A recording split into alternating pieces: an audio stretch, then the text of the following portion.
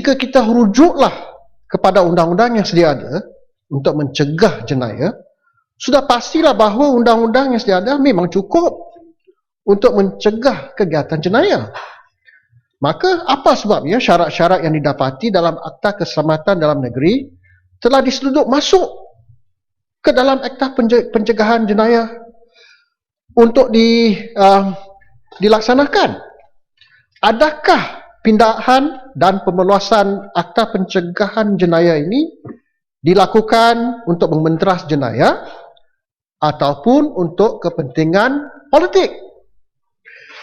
Jika kita rujuklah kepada bahagian 4A, Detention Orders, nombor 19A, kita difahamkan bahawa penahanan selama 2 tahun akan dikenakan oleh lembaga pencegah jenayah atas sesiapa yang mengancam public order, public security or prevention of crime dengan izin.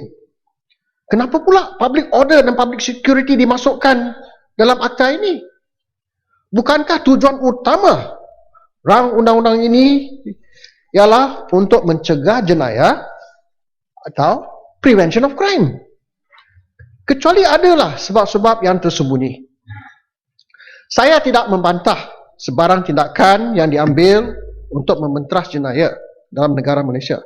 Tapi saya bimbang bahawa pemindahan serta perluasan Akta Pencegahan Jenayah akan disalahgunakan untuk tujuan dan maslahat politik sesuatu individu ataupun sekelompok. Saya ini menyeru dan berharap bahawa ahli-ahli Dewan yang mulia ini tidak akan pandang ringan terhadap akta ini. Jangan kita berdiri atas platform parti politik. Di sini kita mesti bincang secara yang tulus, ikhlas, tak mempunyai sikap partisan. Jika akta ini digunakan untuk kepentingan politik, kedudukan ahli-ahli Dewan ini pun tak terjamin. Misalnya, kes 3 Abdul ini bukan satu cerita lucu dalam filem P. Ramlee pada zaman dulu. Ini kes yang benar-benar berlaku. Semasa Tun Hussein On menyandang jawatan Perdana Menteri, amat jelas bahawa ahli-ahli BN pun diberkas atas tuduhan terlibat dalam kegiatan komunis di bawah ISA. Dan sekarang kita mendapati bahawa di dalam pengubahsuaian Akta Pencegahan Jenayah, syarat-syarat yang didapati di dalam ISA sekarang dibawa masuk ke dalam akta ini. Mungkin ada ahli-ahli yang ada di dalam Dewan Mulia ini yang masih dapat ingat balik peristiwa hitam ini. Dan ini bukan kes yang pertama. Rujuk saja kepada operasi Lalang pada tahun 1987, di mana seramai 103 rakyat Malaysia yang terdiri daripada social activists, political critics, environmentalists dengan izin ditahan atas alasan mereka mengancam keselamatan negara ini. Tiada seorang pun daripada 103 individu ini dihadapkan ke mahkamah untuk dibicarakan. Kes inilah yang paling jelas membuktikan bagaimana sesuatu akta dapat disalahgunakan untuk tujuan dan kepentingan politik. Dan apa yang lebih teruk lagi, beberapa tahun kemudian, kita mendapati mantan PM yang berkait dengan peristiwa Operasi Lalang menjelaskan bahawa keputusan untuk memberkas 103 individu dalam Operasi Lalang bukan keputusan beliau, tapi merupakan keputusan Ketua Polis Negara pada masa ini. Yang saya bimbang, Akta Pencegahan Jenayah pun tak menerangkan siapa yang akan bertanggungjawab atas tindakan-tindakan yang akan dilakukan di bawah akta ini. Adakah sampai kepada suatu masa adalah menteri-menteri yang akan menafikan bahawa dia terlibat? Dan dalam kes Operasi Lalang, yang pelik sekali, bekas polis negara pada masa itu mengaku dia yang buat keputusan untuk memberkas individu-individu yang dituduh mengancam keselamatan negara.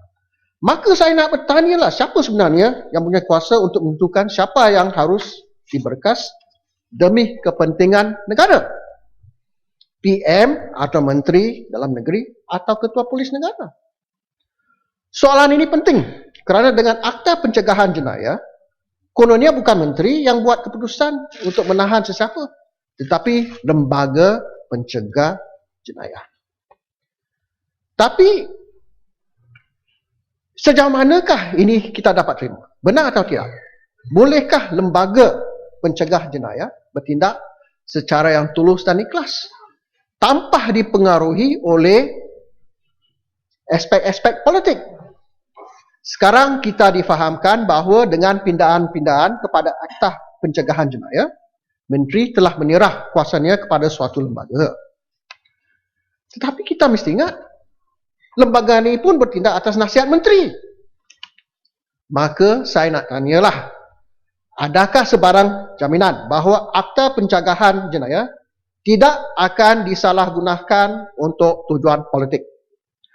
Bolehkah kerajaan beri suatu jaminan yang kukuh kepada orang ramai bahawa akta ini hanya akan digunakan khas untuk membenteras jenayah dan bukan untuk kepentingan politik individu atau kelompok tertentu? Jaminan ini amat penting. Jangan pula setelah memberi jaminan, apa yang dijamin tidak dipatuhi.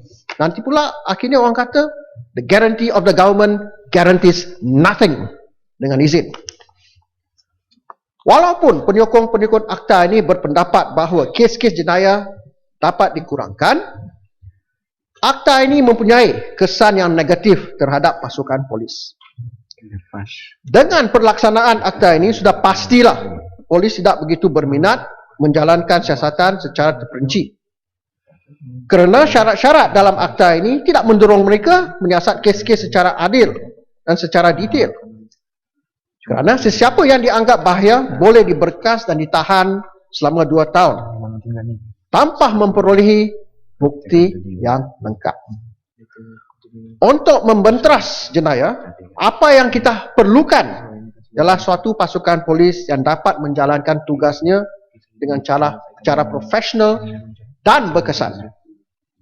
Bagi saya, sebuah pasukan polis yang profesional dan berkesan hanya dapat dicapai jika kerajaan melaksanakan 125 syur-syur yang dirumuskan oleh Suruhanjaya Diraja, penambahbaikan perjalanan dan pengurusan PDRM.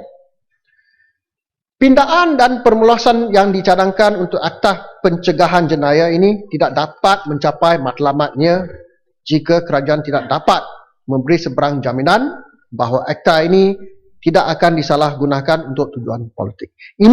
Inilah yang paling penting. Beri jaminan yang kukuh bahawa akta ini akan digunakan hanya untuk membasmi dan membenteras jenayah. Sekian, terima kasih. Terima kasih, Muhammad. Sebelum saya teruskan perbahasan ini,